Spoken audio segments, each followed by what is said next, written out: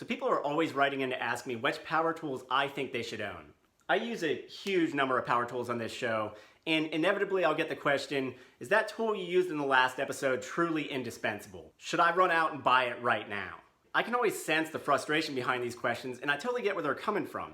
DIYers are overwhelmed with choices. There are a crazy number of power tools on the market these days, and many of them I would qualify as being indispensable for professional carpenters. Over the years, I've bought dozens, if not hundreds of power tools. It becomes sort of an addiction when you do paid work, and it's not a very good addiction because 60% of them sit in storage collecting dust. When I wind up finally needing that one tool, I often don't have it nearby, so I just don't even use it. But on the other hand, I did develop over time a really hardcore collection of tools that I took with me to every single job site. Until recently, I had an E150 van that was basically rigged out to be a carpentry woodworking shop on wheels. I could do everything from rough framing to finer trim work with just what I had in the van at all times. And this included everything from routers and jigsaws to nail guns, electric planers, and also the larger tools like table saws, miter saws, compressors. That's a complex setup, but I did feel that it was totally essential to my work as a carpenter. But what I want to tell you right now is that it's not essential for DIYers to have all those tools. In fact, for a long time, I had almost none of them. Rewind about 12 years to my mid-20s. I was just getting back into construction after a long layoff since my teens, and I was sort of a makeshift carpenter for an independent chain of bookstores, plus I was starting to take on contract work on the side. I didn't have budget for a lot of tools, and I was having to make the most out of what I had. And in that time period, I came to truly believe that with some creativity and flexibility, a devoted DIYer could get away with owning just 2 power tools. A lot of what you see here is extraneous for carpentry newcomers, and I wouldn't insist that you get any of these things unless you really wanted one. But there are 2 tools that I think every single DIYer should absolutely own. So, what are they, and why do I think you should have them? That's what we're talking about next on the Honest Carpenter Show. When it comes down to it, carpentry is only about 2 things: cutting and fastening. Every single function that a carpenter carries out falls broadly into one of those 2 categories. Think about it. We get large stocks of lumber or other building materials. We then have to break those down into the sizes that we want very specifically. Then we either have to fasten those pieces together or fasten them to something else. That's all we do, over and over again in endless varieties. So, following that logic, you'll need at least 1 tool for each of those functions. And obviously, if you can only just have 1 for each, you want it to be the best. So, where do you turn to get the most bang for your buck? As I see it, 2 tools stand head and shoulders above the rest: the circular saw and the 18-volt half-inch cordless drill. You can build a staggering array of things with just these 2 tools. They're the only 2 tools that I think every DIYer simply can't do without. If you don't have one or the other, you won't be able to carry out your 2 basic functions, and so you'll constantly be running into setbacks and problems. So, let's talk about why they're the best. We'll start with the circular saw. I rank it so high because it's the only saw that can act as a stand-in for both the miter saw and the table saw. Like the miter saw, it handles crosscuts beautifully, especially if you use a guide. And like the table saw, it rips lumber quickly and accurately, something that every other saw struggles with. But in a lot of ways, it's even more efficient than these big tools. Miter saws and table saws need some kind of bench or ground support, but this one travels in your hand. It's like the size of a large toaster. And unlike a miter saw, it's not limited in the length of a crosscut it can make. It'll cut as far as you can push it. That's why it's preferred by job site carpenters. Plus, it packs a crazy amount of punch for something so small. Many circular saws have 15 amp motors on a 7¼ inch blade. That's as much power as many 12-inch miter saws, but with more RPMs. So they have strength to cut through everything from pine to walnut, and with blade changes, they can even cut hardy board and other cement-based products. And people always want to ask, can I just get away with a jigsaw instead? But that's really comparing apples and oranges. Jigsaws have half the power, their cut depth is way more limited, and they're not good at cutting long, straight lines, which is something you need to do often in carpentry. Plus, circular saws have swiveling sole plates, so you can set them up to cut bevels, chamfers, miters. If you watch my crosslap joint video, you'll see how they even replace routers in certain dado and groove cutting applications. I've had a Makita circular saw attached to my hand for years now, and if I had to make a choice, I would immediately abandon all these other saws and just take this one to the job site. And I'll say now, I do think Makita is the standard for circular saws.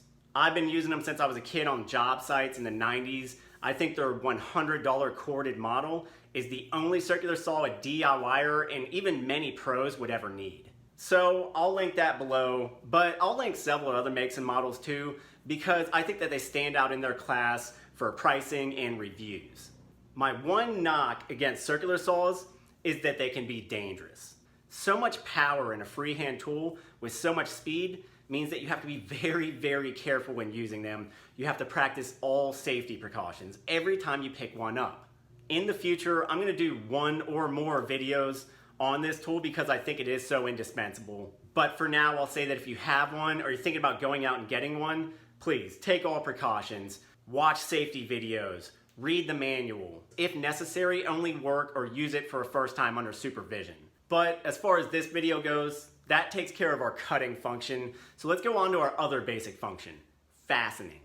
I've got nail guns galore. I've got framing nailers, brad nailers, siding nailers, and I use them all. But the problem with nail guns is that they really only do one thing well, and they generally only shoot one type of nail. For all other operations, they're either overpowered or underpowered or just ineffective, so you need an array of them, like a collection. But this 18-volt half-inch cordless drill has a million functions. And I specifically say the cordless drill for a couple reasons. One, they're just extremely convenient. You don't have to drag a cord around, they're very lightweight, you can easily tuck one into a tool belt. And two, more important, because they generally always have a clutch on them. A lot of corded half-inch drills don't have a clutch.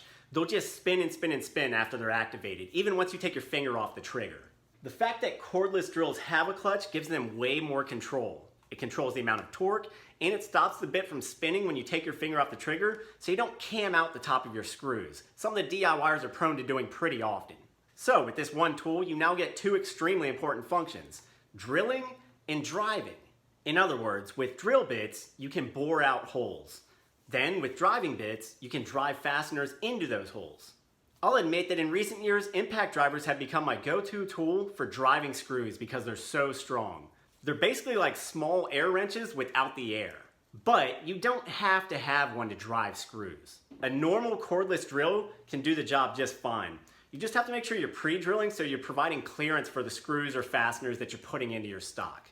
And I do think that an 18 volt or a 20 volt is preferred over any lower voltage because I think it's just enough power to handle all sorts of bits. That includes paddle bits or speedboard bits and even hole saws. 12 volt drills will bog down under those loads, but a good 18 volt is effective. It's going to perform well under a wider range of conditions. So a good circular saw, an 18 volt cordless half-inch drill, those are the only two power tools I really think you need. In conjunction with some other basic hand tools, you can build an unlimited number of things and carry out all types of work. You can work on many areas of your house with just these two, from siding and trim to all types of deck work and fencing. But you can also carry out small woodworking projects. When I worked for that chain of independent bookstores, what they needed was a lot of simple custom shelving. I would make very basic bookshelves, units that held vinyl records, or even larger types of storage. And for many of these projects, all I had was a circular saw and a drill. Obviously, you'll be slightly limited in how elegant the stuff you can make turns out. Cuts may be a little more ragged, and fasteners will be larger and harder to hide than brad nails. But remember, trim head screws make a great alternative to full head screws. They hide more easily, they don't cause splitting as much, and with wood filler and caulk, you can conceal the evidence of how you built your project. I use brad nailers all the time now when I do my fastening, but for many years I didn't have one. I just used a lot of screws and did a lot of wood filler and sanding. Everything you've seen in these pictures was built with just a circular saw, a drill, and some patience. That includes cabinet projects, woodworking projects, and home repair, all with just those two tools. So that's my take on it. If you're just now setting out to start a tool collection, tackle some projects, I wouldn't get any other power tools before you get these two. Just the two of them will probably be good for 70% of the projects you want to tackle. But what do you think out there? If you know a lot about tools and you have an opinion on it, let me hear about it down in the comments. What tools would you prioritize over these two? You may have a hard time convincing me, but I'm always willing to hear other opinions. As always, thanks for watching. I hope this video was helpful. Tool links will be down in the description below if you're looking for them. Also, be sure to subscribe and turn on notifications so you'll know anytime we post new videos. I'm Ethan James with the Honest Carpenter. I'll see you next time.